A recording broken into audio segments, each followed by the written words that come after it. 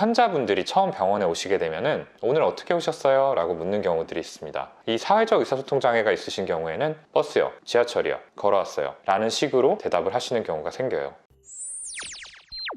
네, 안녕하세요. 내부자들입니다. 오늘은 사회적 의사소통 장애라는 질병에 대해서 이야기를 드려보려고 합니다. 사회적 의사소통 장애란 문자 그대로 사람과 사람 간에 이루어지는 의사소통의 어려움을 겪는 병인데요. 지적 기능에 특별한 문제가 없음에도 불구하고 사회적 상황에서 언어적, 비언어적 신호들을 이해를 잘 하지 못함으로써 여러 가지 문제를 일으키게 됩니다.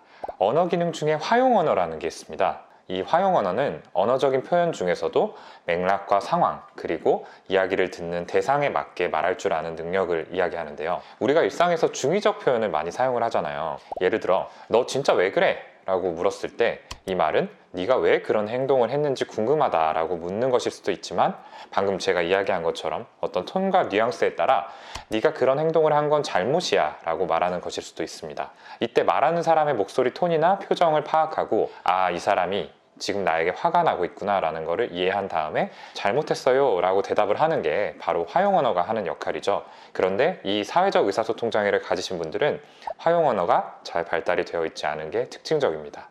진단 기준을 같이 보면서 좀 더 자세하게 이 사회적 의사소통 장애에 대해서 설명을 드릴게요. 진단 기준 첫 번째는 언어적, 비언어적 의사소통의 사회적인 사용에 있어서 지속적인 어려움이 있고 다음과 같은 양상이 모두 나타난다 라고 되어 있습니다. 그리고 4가지 세부적인 기준이 제시가 되어 있어요. 여기 대해서 하나하나씩 말씀을 드려보겠습니다. 첫 번째는 사회적 맥락에서 적절한 방식으로 인사를 나누는 거나 정보 공유 같은 사회적 목적의 의사소통을 하는 데 있어서의 결함입니다. 다소 조금 모호한 기준일 수 있는데 이렇게 생각을 해볼게요. 우리가 대화를 할 때 어떤 순서라는 게 있잖아요. 예를 들어서 아이가 새 학기에 학교에서 친구를 처음 사귀는 상황이라고 하면은, 안녕? 너 3반이야? 너 작년에는 몇 반이었어? 아, 그럼 너도 누구누구 알아? 이런 식으로 흔히 말하는 약간의 스몰톡을 처음에는 이어나가게 되고, 그러다가 친해지고 점점 더 깊은 이야기로 이어지게 되는 게 일반적입니다. 그런데 이 사회적 의사소통 장애가 있는 친구들은 그런 거 없이 불쑥 나 지난달에 일본 다녀왔어 라는 식의 이야기를 하는 겁니다. 우리가 지금 처음 만났고 각자의 신변잡기에 관심이 있기보다는 서로를 탐색하는 단계다라는 거를 캐치하지 못하고 그냥 자기가 하고 싶은 얘기를 불쑥 내뱉게 되는 거죠. 두 번째 기준은 교실과 운동장에서 각기 다른 방식으로 말하기, 아동과 성인에게 각기 다른 방식으로 말하기, 그리고 매우 형식적인 언어의 사용을 피하는 것과 같이 맥락이나 듣는 사람의 요구에 맞추어 의사소통 방법을 바꾸는 능력에 있어서의 손상이라고 되어 있습니다.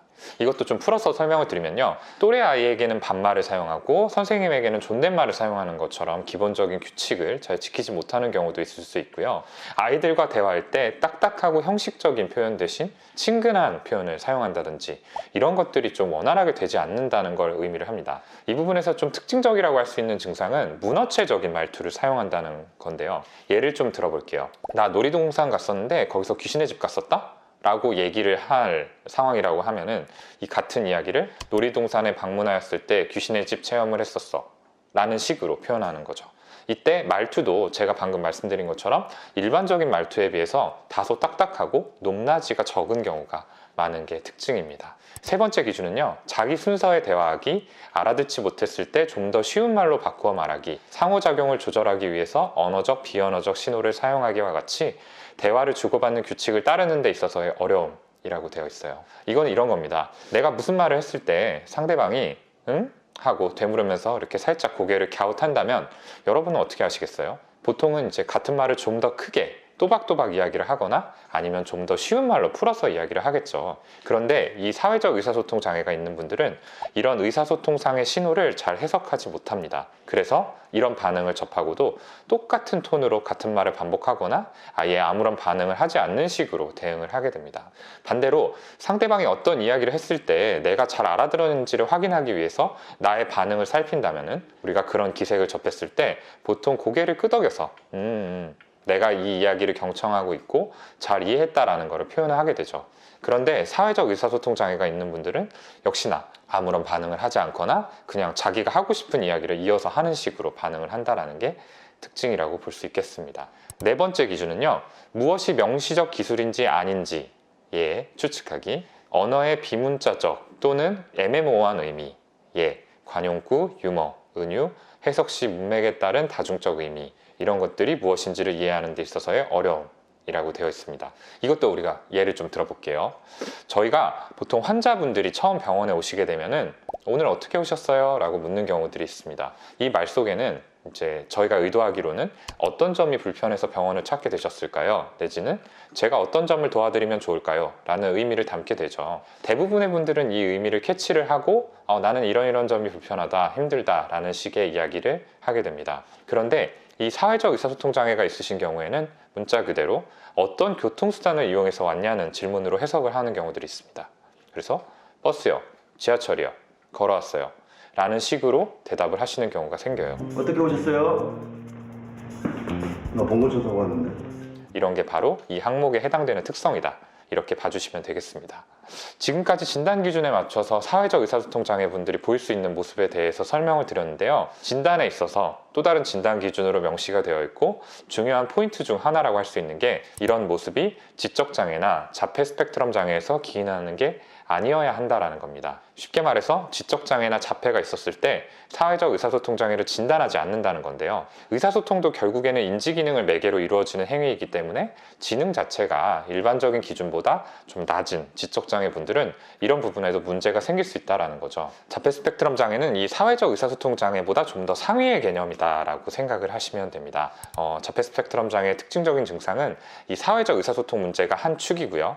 여기에 더해서 어떤 제한된 관심사나 반복적인 언어, 반복적인 행동, 이런 증상들을 또 하나의 축의 특징적인 증상으로 하는 질병이라고 할 수 있겠습니다. 그래서 자폐 스펙트럼 장애인 경우에는 증상의 정도가 조금 더 심한 경우들도 많이 있게 돼요.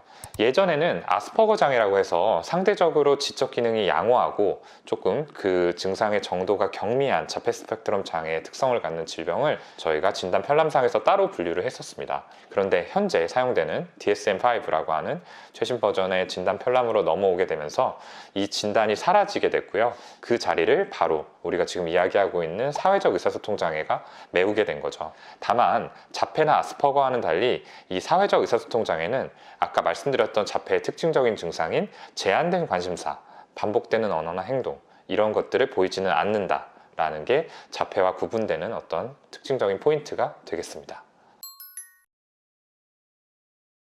사회적 의사소통 장애 치료에 있어서 중요한 거는 다른 발달 장애들과 마찬가지로 어린 시절에 이 질병의 존재를 캐치하고 빠르게 개입을 해줘야 된다는 겁니다. 안타깝게도 사회적 의사소통 장애의 경우에는 아직 직접적으로 이 사회성이나 의사소통의 결함을 끌어올릴 수 있는 이런 약이 개발되어 있지 않기 때문에 주로 언어치료 그리고 그룹 기반의 사회성 치료라는 것들을 하게 돼요. 그러니까 이런 치료들은 아이들이 결함을 보일 수 있는 상황을 세분화해서 이럴 때는 이런 식으로 대답하라 라고 직접적으로 알려주기도 하고요. 또 서로 연습해 볼 수 있게 사회적 장면을 가정해 보기도 하는 식으로 진행이 됩니다. 성인의 경우에는 사실 그룹을 형성하는 게 쉽지 않습니다만 개인 상담을 통해서 역시 동일한 방식의 치료가 이루어지기도 합니다. 사실 이런 특수 치료들을 조금 부정적인 시각으로 보시는 분들도 계시는 걸로 알고 있습니다. 제가 이전에 업로드했던 경계선 지능의 경우에 이제 역시나 특수 치료가 도움이 될 수 있다라는 내용을 업로드를 했었는데요. 거기에 대해서 이런 치료가 정말 의미가 있냐, 도움 받을 수 없다라는 식으로 달린 댓글들이 있었어요. 사실 이 특수 치료들이 단기간에 효과를 볼 수는 없지만 꾸준히 하다 보면은 분명히 조금씩 나아지는 부분이 생기는 것은 사실이거든요. 그래서 당장 눈에 보이는 성과가 없다라고 하더라도 끈기를 가지고 꾸준히 치료를 받아보셨으면 좋겠다는 말씀을 마지막으로 드립니다. 오늘 영상 조금이라도 재밌고 유익하셨다면 구독, 좋아요, 댓글 쓰기, 알림 설정까지 꼭 부탁드립니다. 감사합니다. 감사합니다.